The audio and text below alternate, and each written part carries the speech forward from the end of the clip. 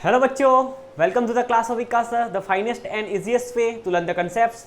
I am back with my new video. In this video, we will start the new chapter of 11th Science Part 2. The chapter is chapter number 9, Mechanical Properties of Solids.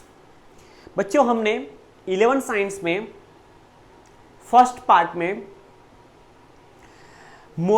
किसी body की motion related बात की। हमारा chapter number 1 था physical world, जिसमें हमने four fundamental forces देखे, four conservation of law देखे हमने। Law of conservation of energy, law of conservation of charge, law of conservation of linear momentum and law of conservation of angular momentum. Unification of force देखा हमने। Chapter number 2 unit and measurement में हमने किसी physical quantity का unit कैसे निकालते हैं, उसका डायमेंशनल फार्मूला कैसे निकालते हैं। हमें कोई इक्वेशन गिवन है तो वो इक्वेशन डायमेंशनली वैलिड होगा कि नहीं होगा, वो सभी बातें हमने चैप्टर नंबर 2 में की। और चैप्टर नंबर 2 में हमने ये भी बात की कि अगर हमें कोई लॉन्ग डिस्टेंस मेजर करना है तो हम कौन सी मेथड का यूज करेंगे, और लॉन्ग डिस्टेंस मेजर करने के लिए जो यूनिट्स यूज होते हैं फिजिक्स में, उसकी भी हमने बात की। हमारा चैप्टर नंबर 3 था motion in a straight line.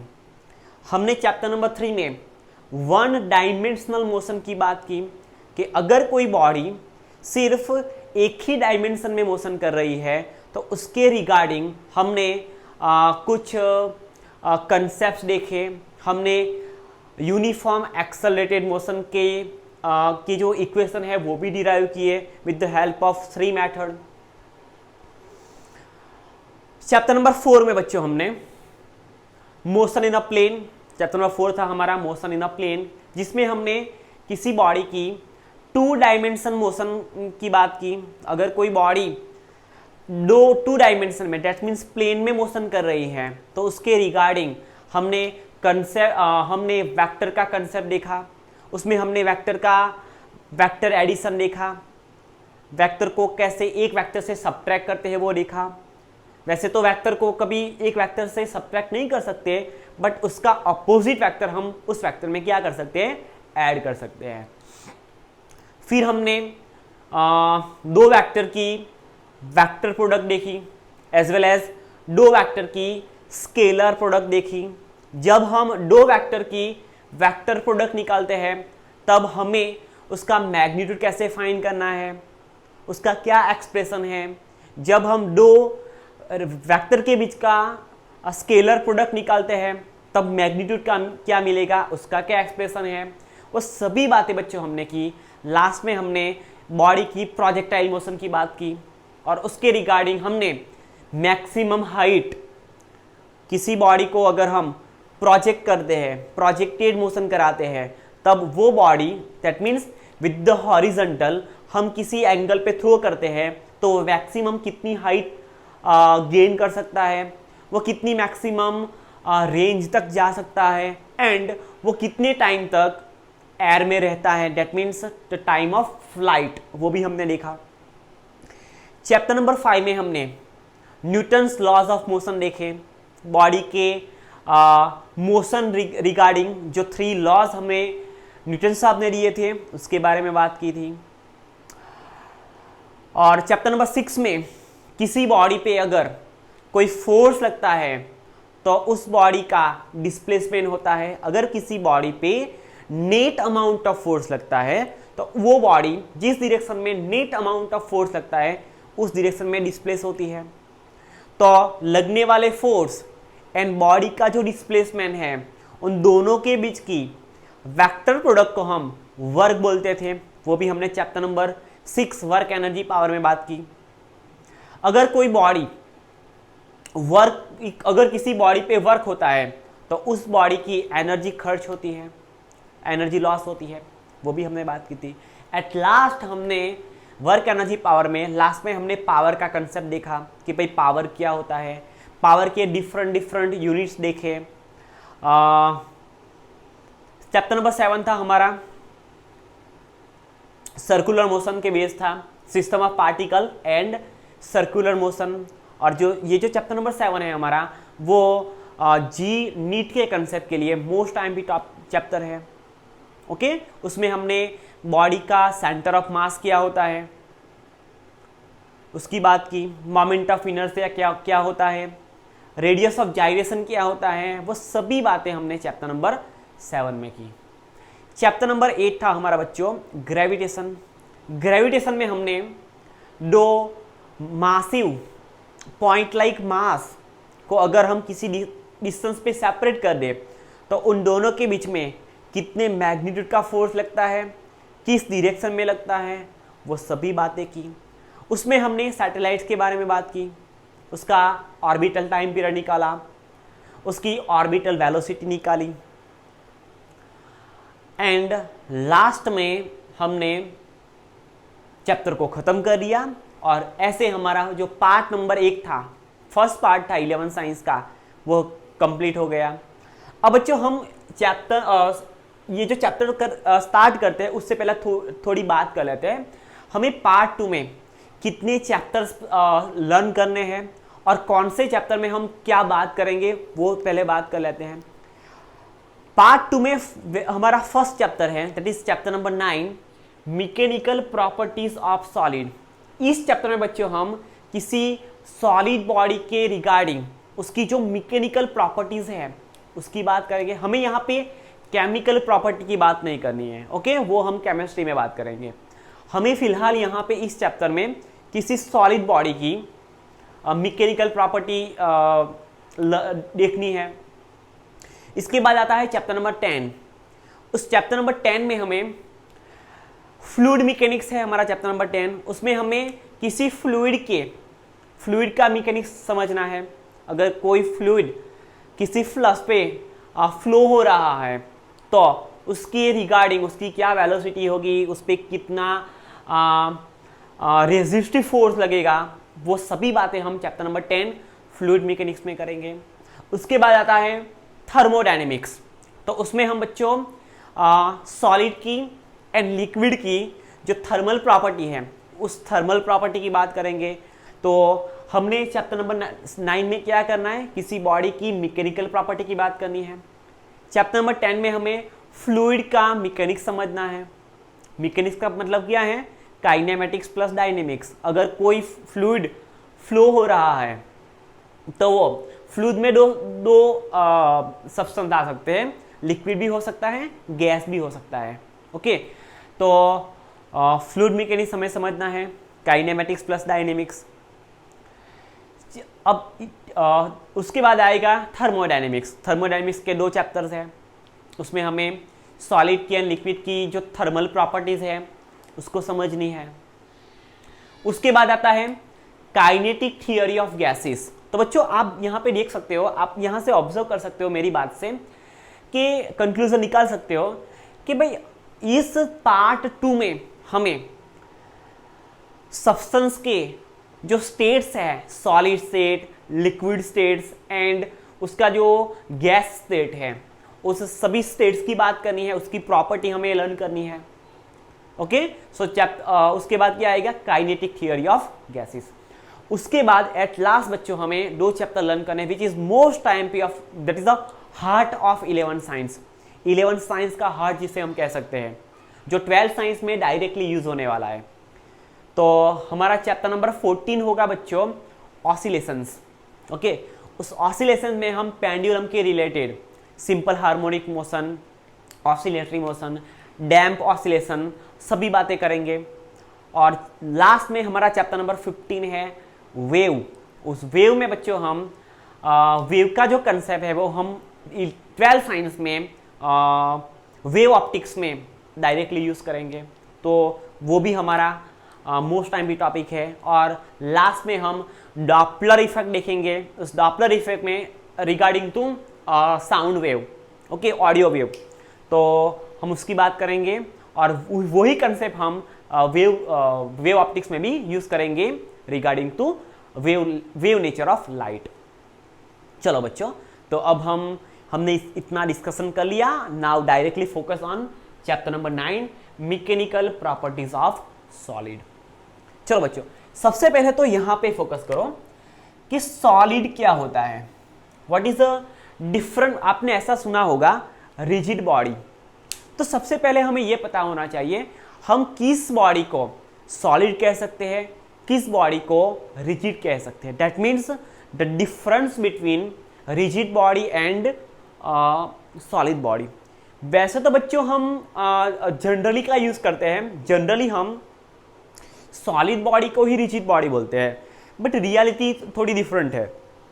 Reality क्या है कि रिजिड बॉडी एक ऐसी बॉडी है जिसको हम कभी भी डिफॉर्म नहीं कर सकते। दैट मीन्स अगर कोई बॉडी, मान लो अगर ये मार्कर है, तो मार्कर कोई मटेरियल से बनी है, तो ये मटेरियल से बनी है, तो उस मटेरियल के कुछ एटम्स, कुछ मॉलिक्यूल्स हो गए, तो मॉलिक्यूल्स एटम्स कंबाइन होके ये स्ट्रक्चर बना है। तो अगर मैं इस ध्यान से सुना, अगर मैं इस मार्कर पे फोर्स अप्लाई करता हूं, तो अगर कोई बॉडी पे, मार्कर को छोड़ो, अगर मैं किसी बॉडी पे एक्सटर्नल फोर्स अप्लाई करता हूं, तो उस एक्सटर्नल फोर्स की वजह से उस बॉडी में रहे हुए एटम्स एंड मॉलिक्यूल्स के बीच का जो डिस्टेंस है वो चेंज ना हो, एंड उसकी जो पोजीशन है, उसमें रहे हुए एटम्स एंड मॉलिक्यूल्स की जो पोजीशन है वो भी चेंज ना हो। तो बच्चों ऐसी बॉडी को हम क्या बोलेंगे, रिजिड बॉडी बोलेंगे। थोड़ा यहाँ पे हमने कुछ लिखा है, वो हम रीड करते हैं, बाद में आपको कोई कंसेप्ट आपको थोड़ा एक्सप्लेन करते हैं। चलो देख लो। First of all we will discuss about the difference between rigid body and solid body. वैसे तो हमने बात की, जनरली हम सभी रिजिड बॉडी, सॉलिड बॉडी को रिजिड ही बोलते हैं, बट ऐसा एक्चुअली है नहीं। A rigid body generally means a solid object having definite shape and size। अगर किसी solid body का definite shape and size है, तो ऐसी body को हम generally क्या बोलते हैं बच्चों, rigid body बोलते हैं। But in reality bodies can be stretched। अगर कोई body rigid body है तो उसका shape, उसकी size चेंज नहीं होनी चाहिए, बट रियलिटी में हम किसी बॉडी पे फोर्स अप्लाई करते हैं, एक्सटर्नल फोर्स, या तो उसको स्ट्रेच करते हैं, या तो उसको कॉम्प्रेस करते हैं, या तो उसको बैंड करने की ट्राई करते हैं, तो हम उसको स्ट्रेच भी कर सकते हैं। हाँ, अगर ऐसी भी कुछ बॉडी है जिसको स्ट्रेच करने के लिए, दैट इज इलोंगेट करने के लिए, कॉम्प्रेस करने के लिए, या तो उसको बैंड करने के लिए हमें जो फोर्स अप्लाई करना पड़ता है वो ज़्यादा अमाउंट का होगा, ज़्यादा मैग्नीट्यूड का होगा। सभी बॉडी के लिए जो डिफॉर्मेशन के लिए जो फोर्स रिक्वायर है वो सेम मैग्नीट्यूड का नहीं होता। In reality bodies can be stretched, compressed and bent. Even an appreciably steel bar can be deformed when a sufficiently large amount of force is applied on it.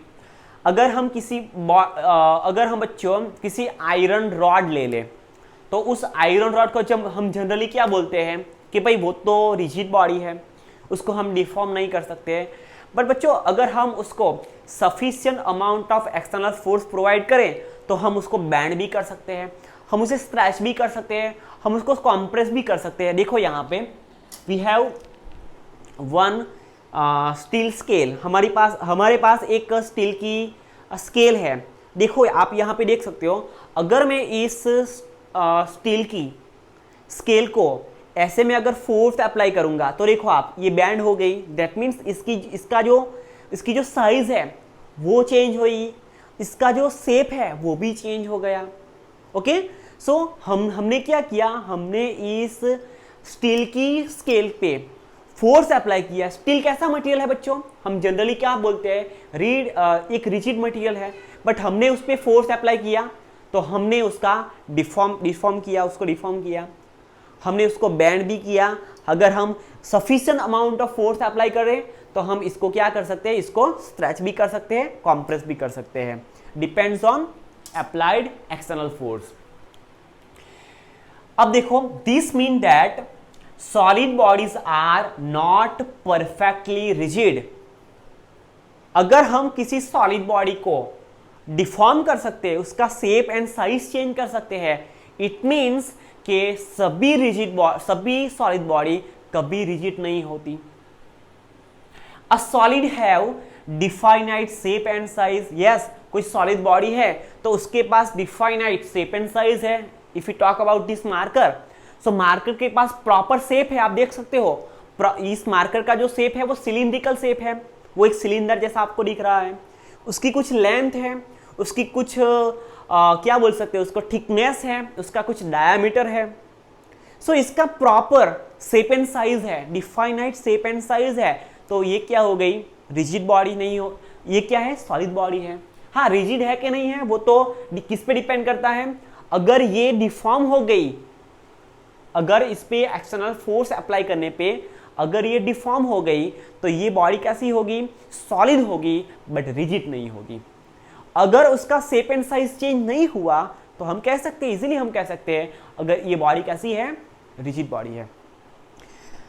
But यहाँ पे तो ऐसा है नहीं, यहाँ पे उसकी शेप एंड साइज चेंज होगी, ये डिफॉर्म हो जाएगी। देखो आप ऐसे देख सकते हो, मेरे पास इतना सफिशिएंट अमाउंट ऑफ फोर्स है नहीं कि मैं इसको डिफॉर्म कर सकूं, ओके। बट आपके पास इतना सफिशिएंट अमाउंट ऑफ फोर्स है तो आप इसको इजीली डिफॉर्म कर सकते हो। सो ये सॉलिड है बट रिजिड नहीं है। चलो, a solid have definite shape and size. In order to change, that means in order to deform shape and size, a force is required. कैसा force required? Sufficient amount of force is required. If we stretch a helical spring by a gently pulling its ends, देखो ये एक and है spring के, helical spring के दो and है। First को हमने सीलिंग से बंधा हुआ है, रिजिड बेस के साथ क्या किया हमने, टाइट कर लिया। अब इसका एक फ्री एंड है, इस फ्री एंड पे आपको यहाँ पे एक हुक जैसा दिख रहा है। अगर मैं इस हुक पे ऐसे पुल करूंगा तो ये जो स्प्रिंग है वो इलोंगेट होगी, वो स्ट्रेच होगी, उसकी जो लेंथ है वो इंक्रीज हो जाएगी लाइक दिस। आप यहाँ पे देख सकते हो, हम जब उस पे फोर्स अप्लाई करते हैं, उसको पुल करते हैं at the end of the spring, अगर हम पुल करते हैं, फोर्स अप्लाई करते हैं तो वो इलोंगेट हो जाती है, वो स्ट्रेच हो जाती है। सो ऐसी कुछ कंडीशन होगी, ऐसी कुछ सिचुएशन होगी। अब देखो जैसे हम उस स्प्रिंग पे हमने जो एक्सटर्नल फोर्स अप्लाई किया था वो फोर्स फिर से हम रिमूव करते हैं तो वो स्प्रिंग फिर से अपने एक्चुअल पोजीशन में आने की ट्राई करती है। बच्चों ध्यान से सुनना, हमने जस्ट अ मिनट, यस, हमने वर्क एनर्जी पावर में स्प्रिंग फोर्स की बात की, स्प्रिंग में स्टोर होने वाली पोटेंशियल एनर्जी की बात की। अगर हम ध्यान से सुनना, अगर हम यहां से इस स्प्रिंग को यहां से स्ट्रेच करके हमने जो एक्सटर्नल फोर्स अप्लाई किया था वो रिमूव कर दे, हम यहां ऐसे छोड़ दे, फोर्स अप्लाई करके ऐसे पुल करके छोड़ दे, तो होगा क्या, जब हम स्प्रिंग को स्ट्रेच करते हैं तो हमने इस स्प्रिंग पे कुछ वर्क किया बाय अप्लाइंग फोर्स, उस पे हमने कुछ वर्क किया। हमने जो कुछ वर्क किया अगेंस्ट द स्प्रिंग फोर्स, तो वो force in the form of potential energy in the spring store हो जाएगा। जैसे ही हम वो अप्लाइड फोर्स, हमने जो एक्सटर्नल फोर्स अप्लाई किया था, जैसे ही हम रिमूव करेंगे तो वो अपने एक्चुअल पोजीशन पे फिर से आना चाहेगी। आप देख सकते हो, जैसे हम इसको रिलीज करेंगे, हम जैसे ही स्प्रिंग को इलोंगेट करके स्ट्रेच करके रिलीज करेंगे तो उसकी जो पोटेंशियल एनर्जी है वो काइनेटिक एनर्जी में कन्वर्ट हो जाएगी और वो ऊपर जाना चाहेगी, अपना अपनी जो actual initial previous shape and size है वो फिर से रिगेन करना चाहेगी, ओके। और जब हम उसको रिलीज करते हैं तो हम देखते हैं वो अपने एक्चुअल पोजीशन में नहीं आ जाती, बट वो कुछ कॉम्प्रेस हो जाती है, फिर ऐसे ऐसे ऐसे करके लास्ट में अपने एक्चुअल शेप एंड साइज में आ जाती है, ओके। चलो, तो इस स्प्रिंग पे हमने कुछ फोर्स अप्लाई किया जिसकी वजह से स्प्रिंग इलोंगेट हुई, स्प्रिंग स्ट्रेच हुई। हमने उस स्प्रिंग पे जो फोर्स अप्लाई किया था वो फोर्स हमने रिमूव कर दिया, तो स्प्रिंग अपने एक्चुअल शेप एंड साइज में फिर से वापस आ गई। तो स्प्रिंग के पास ऐसी कुछ प्रॉपर्टीज है, उसकी वजह से स्प्रिंग अपनी जो एक्चुअल शेप एंड साइज है वो फिर से on the removal of external applied force वो क्या कर सकती है, रिगेन कर सकती है। तो ऐसी प्रॉपर्टी को बच्चों हम क्या बोलेंगे, स्प्रिंग की इलास्टिक प्रॉपर्टी बोलेंगे। ध्यान से सुनना, कैसी प्रॉपर्टी बोलेंगे, इलास्टिक प्रॉपर्टी। और ऐसी प्रॉपर्टी को बच्चों हम क्या बोलेंगे, इलास्टिसिटी बोलते हैं। ओके, ऐसे मटेरियल को हम क्या बोलते हैं, इलास्टिक मटेरियल बोलते हैं। एंड उस ऑब्जेक्ट की ऐसी इलास्टिक प्रॉपर्टी को बच्चों हम क्या बोलेंगे, इलास्टिसिटी। क्या बोलेंगे, elasticity. So how can we define elasticity?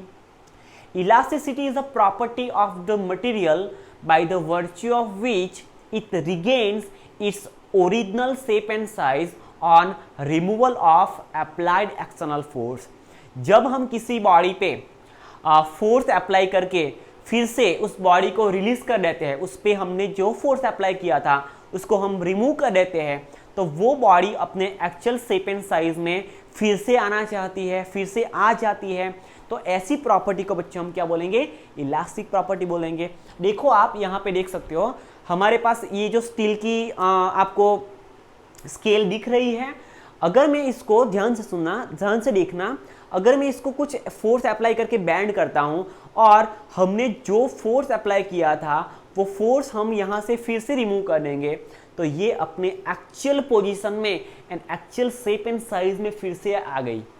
तो ऐसा जरूरी नहीं है कि भाई स्टील के पास इलास्टिक प्रॉपर्टी नहीं है, स्टील के पास भी इलास्टिक प्रॉपर्टी है, जिसकी वजह से उसने अपना एक्चुअल जो शेप एंड साइज था वो फिर से रिगेन किया on the removal of applied external force. Okay, so ऐसी प्रॉपर्टी को बच्चे हम क्या बोलेंगे, इलास्टिक प्रॉपर्टी बोलेंगे। देखो आप यहाँ पे देख सकते हो, the property of the body by the virtue of which it tends to retain its original shape and size when the applied external force is removed.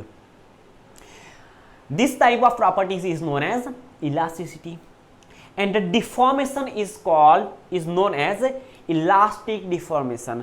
हमने फोर्स अप्लाई किया, external force sufficient amount of external force apply किया, जिसकी वजह से body क्या हुई, body deform हो गई। अब जैसे हम बॉडी डिफॉर्म हो गई, तो बॉडी पे हमने ऐसा बॉडी का जो डिफॉर्मेशन हुआ उसको हम क्या बोलेंगे, इलास्टिक डिफॉर्मेशन बोलेंगे।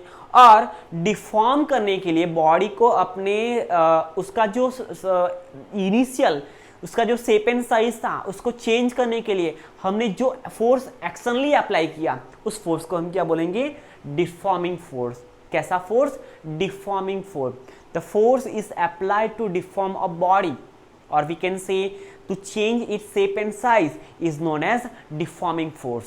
एक ऐसा फोर्स जो किसी बॉडी की शेप एंड साइज चेंज कर सकता है, उसको डिफॉर्म कर सकता है, ऐसे फोर्स को बच्चों हम क्या बोलेंगे, डिफॉर्मिंग फोर्स बोलेंगे। चलो आगे देखते हैं। If we applied force to a lump of putty और mud, they have no gross tendency to regain their previous shape and size. अगर हम किसी पट्टी मीन्स व्हाट, एक बच्चों ऐसा मटेरियल आता है, आपकी जो विंडो है ना, स्लाइडिंग विंडो, उस स्लाइडिंग विंडो को जब फ्रेम में फिट किया जाता है, तब at the time of fitting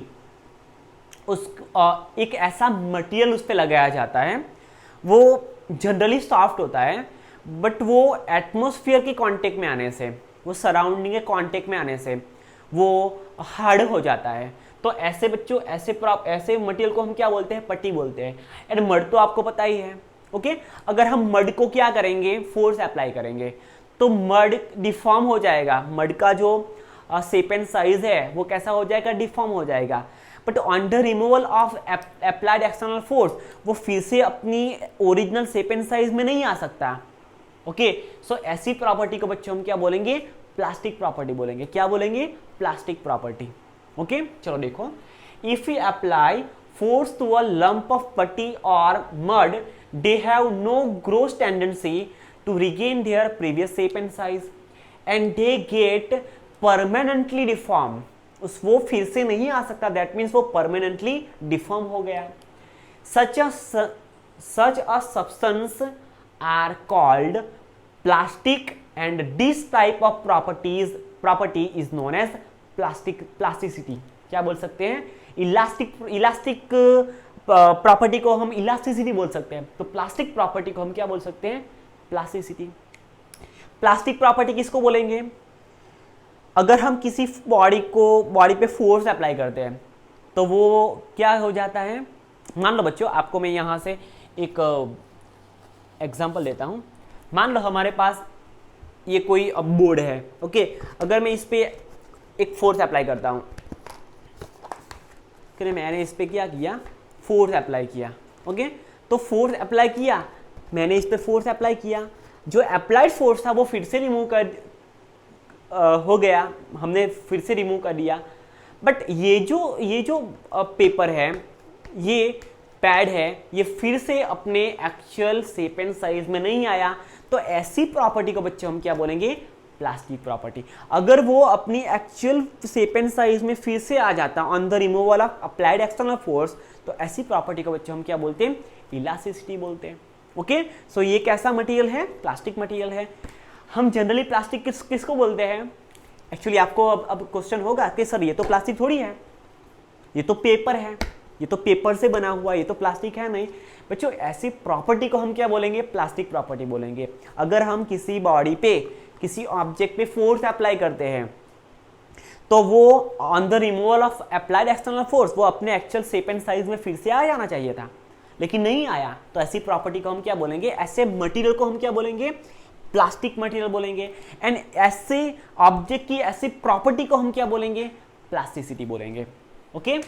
चलो, putty and mud are close to ideal plastic. अगर हम आइडियल प्लास्टिक के क्लोज के एग्जाम्पल की बात करें, which is very close to the concept of ideal plastic. वैसे तो कोई आइडियल प्लास्टिक ही नहीं है, कोई body, no body is perfectly elastic और प्लास्टिक।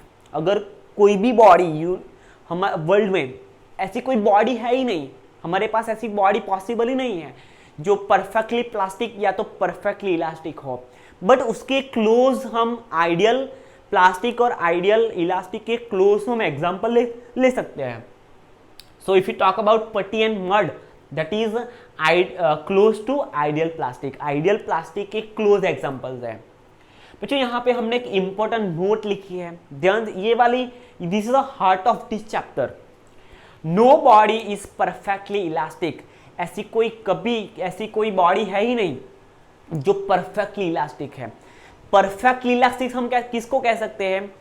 अगर हम किसी बॉडी पे फोर्स अप्लाई करते हैं, फिर से वो फोर्स हम रिमूव करते हैं, तो वो अपने एक्चुअल शेप एंड साइज में आ जाना चाहिए था। तो अब आपको होगा कि भाई आपने तो स्टील की बात की सर, तो स्टील की जो स्केल थी वो तो अपनी एक्चुअल शेप एंड साइज में आ गई। No, if we observe this steel scale with the help of magnifying glass, अगर हम इस स्केल को मैग्नीफाइंग ग्लास के यूज से देखें तो ये अपने एक्चुअल साइज में, एक्चुअल शेप में नहीं आई। दैट मीन्स इसमें कुछ 0.000% का भी डिफॉर्मेशन रह जाता है, ओके। उसमें कुछ गलती रह जाती है, उसमें कुछ मिस्टेक रह जाती है अपने एक्चुअल शेप एंड साइज में आने से, ओके। तो ऐसे ये जो स्टील है वो भी परफेक्टली इलास्टिक मटेरियल नहीं है। ऐसी भी बॉडी है कि हमने उस पे कुछ फोर्स अप्लाई किया, हमने इस किसकी बात की, देखो यहाँ पे ध्यान से पाछा फिर से एक बार, हमने इस पे कुछ फोर्स अप्लाई किया, तो हमने जो फोर्स अप्लाई किया उसकी वजह से ये बैंड हो गया। अब जब हम ये फोर्स फिर से रिमूव करेंगे तो वो यहां से हिलना नहीं चाहिए था, बट क्या होगा देखो, आप ही ऑब्जर्व करो, देखो हमने इसको ऐसे बैंड किया था तो वो ऐसे ही रह जाना चाहिए था। जब भी हम फोर्स रिमूव करेंगे तब भी ऐसा ही रह जाना चाहिए था, बट हुआ क्या, देखो वो अपने एक्चुअल शेप एंड साइज में तो नहीं आया, बट हमने फोर्स अप्लाई करके छोड़ दिया था, तो वो शेप में भी नहीं रहा, दैट मीन्स स्लाइडली अपनी एक्चुअल पोजीशन में आने की ट्राई की। समझ रहे हो, वो अपने actual shape and size regain करने की कोशिश तो कर रहा है। तो ऐसी स्लाइडली उसके पास कौन सी प्रॉपर्टी है, उसके पास प्लास्टिक प्रॉपर्टी तो है ही है, क्योंकि वो अपने एक्चुअल शेप एंड साइज में तो नहीं आया, बट उसके पास उसने क्या किया, अपने एक्चुअल शेप एंड साइज में आने की ट्राई की। दैट मीन्स उसके पास दोनों प्रॉपर्टी है, कुछ इलास्टिक प्रॉपर्टी भी है जिसकी वजह से वो अपने एक्चुअल शेप में आने की ट्राई कर रहा है, और नहीं आया दैट मीन्स उसके पास क्या है, उसके पास कुछ प्लास्टिक प्रॉपर्टी भी है। Plastic and elastic both are we can say opposite to each other. That means when the elastic behaviour of the body decreases, अगर किसी बॉडी की इलास्टिक प्रॉपर्टी डिक्रीज होती है, सो